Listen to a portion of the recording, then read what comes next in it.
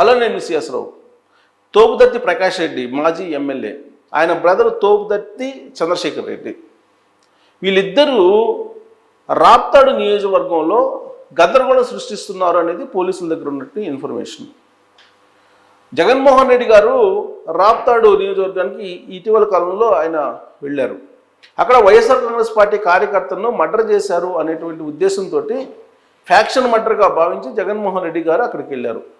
ఆ సందర్భంగా జరిగినటువంటి హెలికాప్టర్ షీల్డ్ పగలగొట్టినటువంటి సంఘటన ఇప్పుడు తోపుదత్తి ప్రకాష్ రెడ్డి మెడకు చుట్టుకుంటుంది. పోలీసులు విచారణకు హాజరు కావాలని చెప్పి ఆయనకు నోటీసులు ఇచ్చారు. ఆయన ముందస్తు బెయిల్ కోసం హైకోర్టుకు వెళ్ళారు. హైకోర్టు నిరాకరించింది. సుప్రీంకోర్టుకు వెళ్తున్నారు. ఇంత జరుగుతున్నప్పటికీ తోపుదత్తి ప్రకాష్ రెడ్డిని ఎందుకు అరెస్ట్ చేయట్లేదు అనేది ఇప్పుడు డీజీపీ డైరెక్ట్గా ప్రశ్నిస్తూ ఉన్నారు అక్కడ ఉన్నటువంటి పోలీసుల్ని. వాస్తవంగా ఆంధ్రప్రదేశ్లో అనేక కేసులు అక్రమార్కుల మీద నమోదయ్యాయి.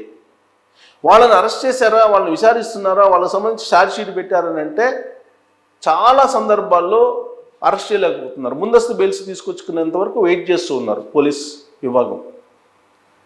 అలాగే ఇప్పుడు తాజాగా అప్డేట్ తీసుకుంటే బోరుగడ్డ అనిల్ కేసులో ఛార్జ్ షీట్ వేయలేకపోయారు పోలీసులు. దాంతో బై డిఫాల్ట్ బెయిల్ వచ్చింది ఆయనకి. 90 days లోపల ఛార్జ్ షీట్ వేయకపోతే కనుక బై డిఫాల్ట్ బెయిల్ వచ్చేస్తుంది. అలా వచ్చింది బోరుగడ్డ అనిల్కి. మరి ఎందుకు ఛార్జ్ షీట్ వేయలేదు? ఛార్జ్ షీట్ ఎందుకు వేయలేకపోయారు ఆంధ్రప్రదేశ్ పోలీసులు? బట్ ఇప్పటికీ జైల్లో ఉన్నారు. కాకపోతే ఇంకో కేసులో ఉన్నారు. ఆల్రెడీ అరెస్ట్ అయినటువంటి కేసులో ఛార్జ్ షీట్ వేయలేకపోయారు పోలీసులు. సేమ్ పెద్దిరెడ్డి రామచంద్రారెడ్డి గారికి సంబంధించినటువంటి కేసుల్లో కూడా అదే జరుగుతుంది. అలాగే చెవిరెడ్డి భాస్కర్ రెడ్డి కుమారుడు రోహిత్ రెడ్డి కేసులో కూడా అదే జరుగుతుంది. మిథున్ రెడ్డి కేసులో కూడా అదే జరుగుతుంది. ఇలా వరుసగా చెప్పుకుంటే వాసుదేవరెడ్డి గారి కేసు అయితే అసలు వాటకీకి ఇచ్చేశారు. ధర్మారెడ్డి గారిని అయితే అసలు మర్చిపోయారు. వైవి సుబ్బారెడ్డి గారిని అయితే అసలు ఉన్నారా, ఆయన విచారించాల్సిన అవసరం ఉందా లేదా అనేటువంటి ఆలోచన కూడా చేయకుండా ఈ ప్రభుత్వం ఉండిపోయింది. మరి ఇలా చెప్పుకుంటూ పోతే అనేక మంది, ఇప్పుడు కాకాని గోవర్ధన్ రెడ్డి గారు ఆయన పరారులో ఉన్నారు. ఆయనేమో క్వార్జిన్ దోకున్నారు, తర్వాత గ్రావెల్ దోకున్నారు, ఫోర్జరీ సంతకాలు పెట్టారు, అలాగే కోర్టులో ఉన్నట్టు పేపర్స్ను దొంగిలించారు. ఇలాంటివన్నీ కూడా ఆయన మీద ఉన్నటువంటి ఆరోపణలు. దానికి సంబంధించిన కేసులు నమోదు చేశారు. మరి ఆయన్ని పట్టుకున్నారా పోలీసులు అంటే ఇంతవరకు పట్టుకోవాలా. ఆయన ఏమంటారు, మళ్ళీ మేము అధికారంలోకి వస్తాం, బట్టలు ఇప్పదీసి నిలబెడతాం నడు రోడ్లు అని చెప్పి ఆయన అంటారు పోలీసుల గురించి. మరి ఇలాంటి వాళ్ళని పట్టుకోలేనటువంటి పరిస్థితుల్లో ఆంధ్రప్రదేశ్ పోలీసులు ఉన్నారు. ఒకవేళ పట్టుకున్నప్పటికీ కూడా వాళ్ళు అరెస్ట్ చేసి దానికి సంబంధించిన ఛార్జ్ షీట్ అయితే ఫైల్ చేయలేకపోతున్నారు. తోపుదత్తి ప్రకాష్ రెడ్డి, తోపుదత్తి చంద్రశేఖర్ రెడ్డి గారు వీళ్ళు రాప్తాడులో ఉండేటువంటి సెన్సిటివ్ ప్లేస్ని దాని ఫ్యాక్షన్ రూపంలోకి తీసుకెళ్తున్నారు అనేటువంటి అభిప్రాయం పోలీసులకు ఉంది. దానికోసం ఆ కార్యకర్తని మర్డర్ చేశారు, కాదు అది ఫ్యాక్షన్ మర్డర్ అని చెప్పి క్రియేట్ చేసేటువంటి ప్రయత్నం చేశారనేది పోలీసులు వాళ్ళ మీద అనుమానిస్తున్నారు. అంతేకాదు జగన్మోహన్ రెడ్డి గారు అక్కడికి పరామర్శకు వెళ్ళినటువంటి సందర్భంగా హెలికాప్టర్ ల్యాండ్ అయింది. ల్యాండ్ అయిన తర్వాత కొన్ని వందల మంది వైఎస్ఆర్ కాంగ్రెస్ పార్టీకి సంబంధించిన కార్యకర్తల్ని తోపుదత్తి ప్రకాష్ రెడ్డి గారే ముందుండి హెలికాప్టర్ మీద తీసుకెళ్లారు. దాంతో హెలికాప్టర్ విండ్షీల్డ్ పగిలిపోయింది అనేటువంటి విషయం చెప్తున్నారు. అసలు ఇంకొక ఆశ్చర్యకరమైన విషయం ఏంటంటే అక్కడ ఆ ఎపిసోడ్లో పైలట్కి సంబంధించిన బ్యాగ్ మాయమైపోయింది అంటున్నారు. మరి ఆ బ్యాగ్ పైలట్దా కాదా అనేది కూడా ఇంకా నిర్ధారణ కాలేదు. పోనీ పైలట్ ఏమైనా విచారణకు వస్తారంటే ఆయన విచారణకు రావట్లేదు, కో పైలట్ని పంపించారు. మరి పైలట్ని రావాలని చెప్పి నోటీసులు పంపిస్తే పోలీసులు ఇంతవరకు ఆయన అటెండ్ కాదు. పైగా ఆయన ఏమంటారు, నేను వర్చువల్గా అటెండ్ అవుతాను, నేరుగా విచారణకు రాలేనని చెప్పేసి ఆయన పోలీసులకు చెప్తున్నారు. అంటే విచారణకి నిందితులను తీసుకురాలేనటువంటి పరిస్థితిలో ఉన్నారు ఆంధ్రప్రదేశ్ పోలీసులు. తోపుదత్తి చంద్రశేఖర్ రెడ్డి గారు ఏమన్నారు, ఆయన వీడియో ఇప్పటికి కూడా సోషల్ మీడియాలో వైరల్ అవుతుంది. ఫ్యాక్షన్ మర్డర్కి స్టార్ట్ చేస్తే ఫస్ట్ లొకేషన్ దగ్గర నుంచే స్టార్ట్ చేస్తానని చెప్పి సవాల్ చేశారు. అది కూడా అన్పార్లమెంటరీ వర్డ్స్ను ఉపయోగిస్తూ సవాల్ చేశారు. రాజశేఖర రెడ్డి గారు ఒప్పుకున్నట్టు ఎప్పుడో చంద్రబాబు నాయుడు గారిని లేపేసేవాళ్ళు అని చెప్పి ఆయన మాట్లాడారు. ఇలాంటి మాటలు మాట్లాడుతూ సోషల్ మీడియాలో పోస్టులు పెట్టినప్పటికీ కూడా వాళ్ళ మీద చర్యలు తీసుకునేందుకు పోలీసులు ముందుకు రావట్లేదు. ఇప్పుడు తోపుదత్తి ప్రకాష్ రెడ్డి ఆయన మీద కేసు పెట్టారు, విచారణ రమ్మన్నారు. ఇప్పుడు 2 weeks అయింది. 2 weeks నుంచి ఈయన ఎక్కడున్నాడో కూడా ఆంధ్రప్రదేశ్ పోలీసులకు తెలియట్లేదు. ఇక మాచర్ల ఎపిసోడ్ మనకు తెలుసు.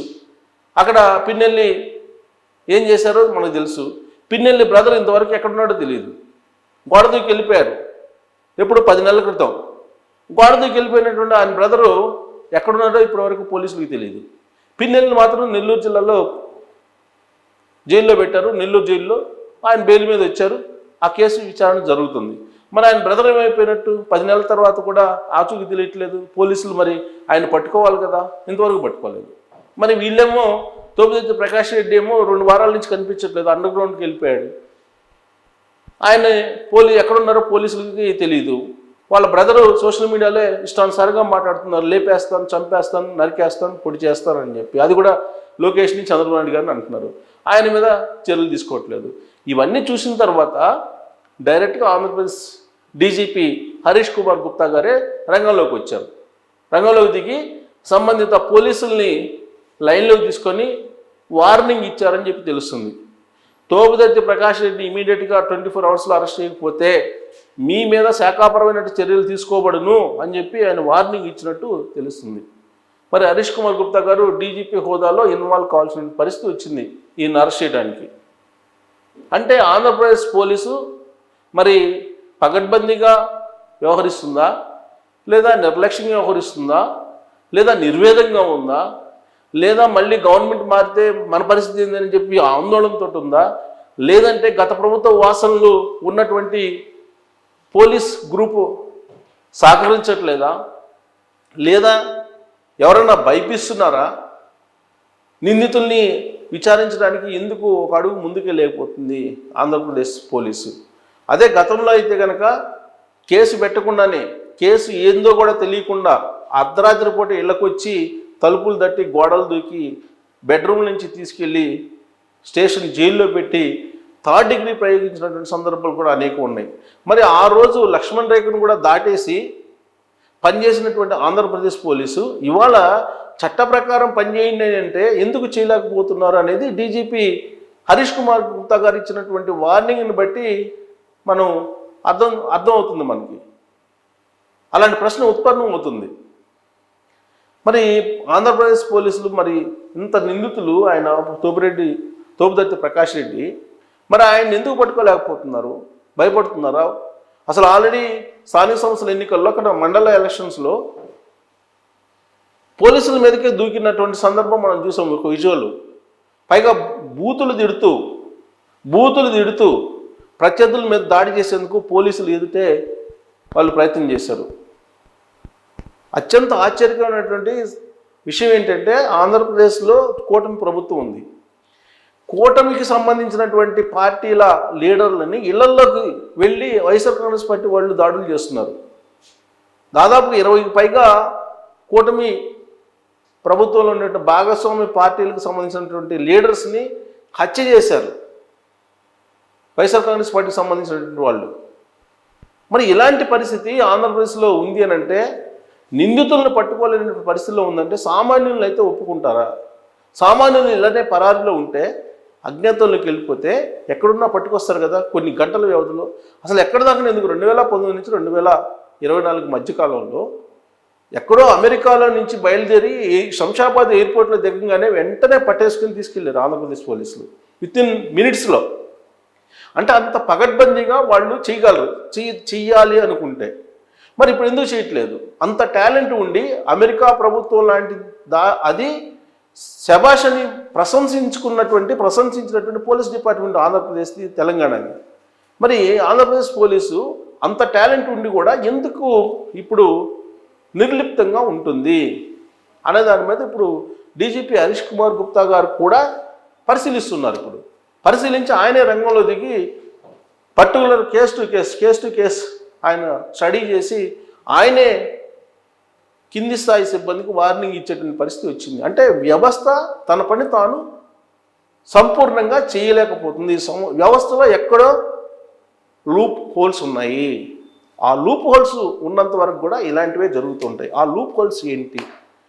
గత ప్రభుత్వ తాలూకు వాసనలేనా, ఇంకేమైనా ఉన్నాయా అనే దాని మీద మీరు కామెంట్ చేయొచ్చు. Thank you.